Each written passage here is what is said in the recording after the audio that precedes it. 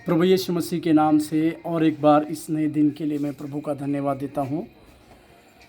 आशीष और अनुग्रह का वचन जो हम सीख रहे हैं उसके लिए मैं परमेश्वर के नाम को धन्यवाद देता हूँ। एक वचन की ओर अपने ध्यान को हम आकर्षित करें जो भजन संहिता का पत्री, भजन संहिता 91 अध्याय के 16वें वचन, भजन संहिता 91 अध्याय के 16वें वचन, जहाँ पर लिखा हुआ है, मैं उसको दीर्घायु से तृप्त करूँगा और अपने किए हुए उद्धार का दर्शन दिखाऊंगा।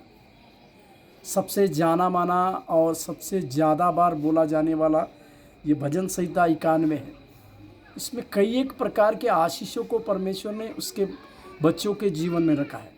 उसी में से एक बहुत बड़ी आशीषें परमेश्वर देना चाहता है। जो प्रभु यीशु मसीह को मानते हैं, जो प्रभु यीशु मसीह को अपने जीवन में स्वीकार करके प्रभु यीशु मसीह को अपना जीवन देते हुए काम करते हैं, ऐसे सारे उनके बच्चों के जीवन में परमेश्वर उनको दीर्घायु से तृप्त करने की बात है।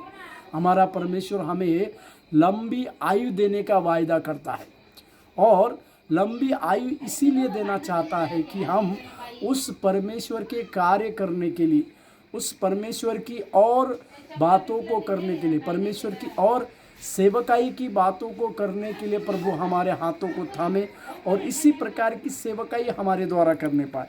वो दीर्घायु देने वाला परमेश्वर है और उसके किए हुए उद्धारों की बातें, जिस उद्धार को परमेश्वर ने, जिस उद्धार को आप और हम स्वीकार किए हैं, उस उद्धार के दर्शनों की बातें परमेश्वर कई एक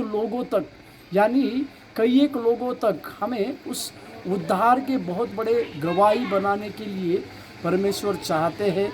इस बातों को आज के दिन में आप और हम समझने पाए, इसी के लिए इस बातों को समझने पाए कि परमेश्वर दीर्घायु देने वाला है और अपने किए हुए उद्धार का दर्शन देकर हमारे जीवन की एक बड़ी गवाही को भी करने वाला। सवेरे के समय में परमेश्वर इसी कार्य को करने पाए। प्रभु आपको आशीष दे।